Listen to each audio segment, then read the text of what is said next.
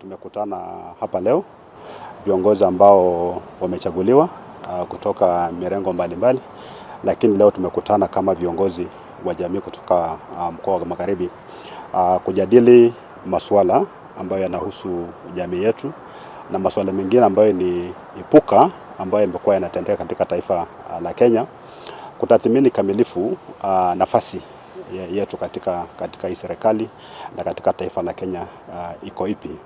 Na pia tumeona sisi kama viongozi wa sasa kwamba kuna pengo la uongozi katika upande ule wa Magharibi. Kuna wale viongozi ambao wamekuwa kwa kule mbele, lakini tunaona kwamba masuala ya jamii hayaangalii kikamilifu, na ndiposa tumejitokeza sisi kama viongozi ambao tuko sasa tuanze ule mjadala, alafu tukitoka hapa kuna mipango mingine ambayo tumepanga ili mjadala uendelee na watu pia waendelee kuhisi kwamba wao katika taifa la Kenya na pia katika nafasi katika serikali. Okay. Yeah. Kwa hivyo hii ni chama mpya mnaunda ama hatuwezi kuwa tunaunda chama kipya, ni mchakato. Na unajua kama viongozi mnakutana kupata lunch tu, wakati mwingine kuna mama ambaye inaleta pamoja, sio lazima iwe tu kwamba ni kuunda chama. Kama ni vyama viko vingi sana kwa sasa. Swala ambalo ni la muhimu sana na la urgent sana sio mambo ya vyama, bali ni hatima yetu sisi kama jamii. Kama ndio unawachochea unasema tawe kila kitu. Tawe sio ya Magharibi peke yake. Tawe ni ile mambo tu ambayo ina challenge status quo. Bila mambo yapo tunakubaliana, bila yapo ambapo tunaona kwamba inaweza kufanyika katika njia nyingine. Lakini leo haikuwa mambo ya tawe. Leo ilikuwa ni viongozi ambao tuko sasa kukaa chini na kujadili. Hatujakaa tukaongea kama viongozi kutoka sehemu ya Magharibi. Wengine kama Sifuna wamechaguliwa hapa Nairobi, lakini pia ni wapande ile nyingine. So tukasema tukae chini na tuongee. Hatujaangalia chama, tumesema tukutane kama viongozi, the new generation leaders, tufanye analysis na pia postmortem, kwa sababu kuna emerging political alignments, na tukasema tuone ile interest ya jamii yetu iko wapi.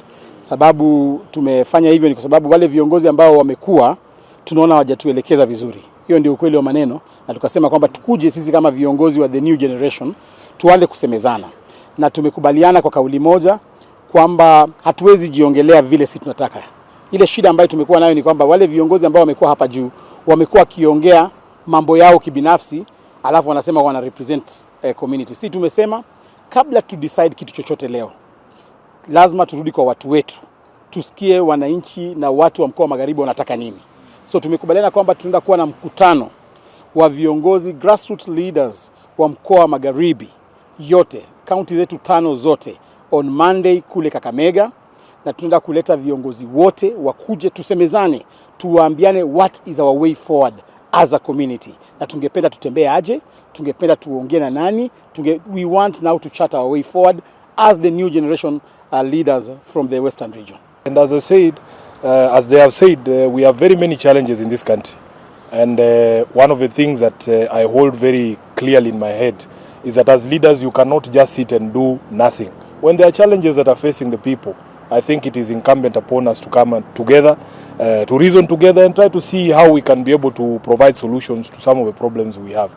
As you know, even the governor and these members will tell you, Western has also seen a lot of the Gen Z protests, and they are raising critical issues that need to be addressed. And it is our hope and desire that out of this consultation and the meeting that has been proposed in Kakamega, we can all agree on what it is that we need to do as leaders living in this time right now when the leadership is upon us, to be able to provide some solutions to the people of Kenya. Thank you. Okay. Yeah. Good questions, SG. You said the people who are in government right now from the Western region have failed you. I think there is a common indictment on everybody in leadership right now. I don't think it is just the people from Western. I think there is an acknowledgement across the board that we wouldn't have gotten where we are if there was leadership in the country. And that realization is what brings all these people together, amongst us here, and many more who will join. I believe we can put our heads together. Honorable Mugabe, Honorable Nabi, all these people have Milanya. They have people who are, have the capacity to be able to proffer some solutions to some of the issues. So we are not interested in attacking anyone. Or we just want to consult amongst ourselves and see if it is possible for us to proffer some solutions to the problems facing the country. Okay, before I give it to the rest. Both. All policy local. We are starting from the local, coming to the nation. But watch this space. Thank you. Yes. Watch. I'm going to the airport.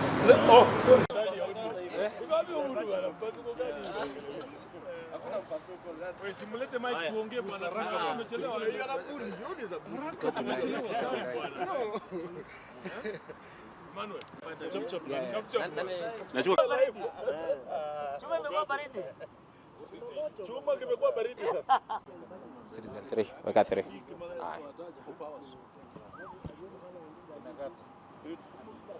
Tuko namba channel. Tuko Serena.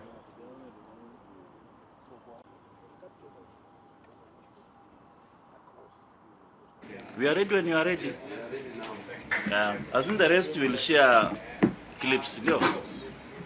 So I want to introduce the members of this delegation. My name is Caleb Amisi, a member of parliament representing Saboti constituency on ODM party and deputy organizing secretary of ODM party. Here we have member for Lugari, Honorable Nabin Nabwera, and the county secretary of ODM, Kakamega County. And we have a professor here, Wilberforce Oundo, representing Busia from the Funyula constituency.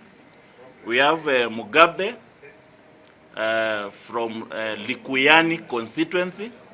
They will have a moment to speak, but I want first of all to read the statement for this presser, and we'll open up for questions. So we have met here this morning as elected MPs, among the ones who have before us.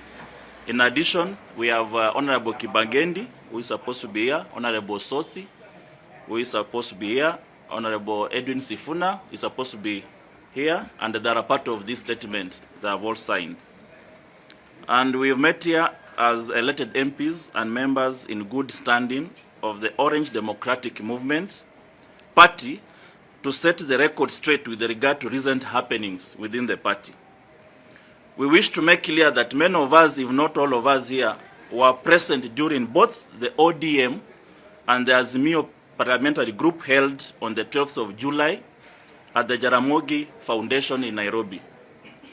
At no time during the said meetings was it resolved that either the party or the coalition will be joining a coalition with William Ruto's KK party.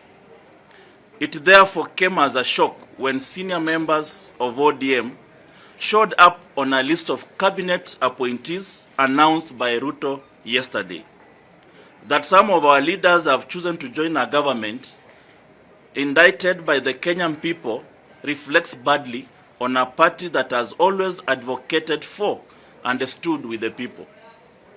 We have all along maintained support for the ongoing struggle to address the long-standing governance issues bedeviled in Kenya, and are appalled that we are now seen to be joining forces with the people responsible for these issues.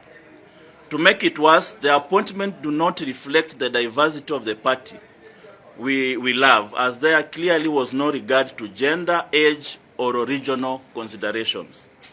We wish to reiterate that the position of the party, as communicated by our Secretary General, who is Edwin Sifuna, earlier this week, that indeed the decision by our four comrades were personal and not as a result of any decision passed by the party. We call on the party leadership to move with speed and replace them. That is the end of the statement. I want to finish by saying that ODM party is like an army.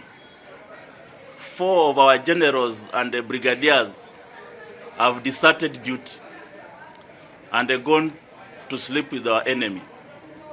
It has no direction from the commander-in-chief, who is the Raila Amolo Odinga.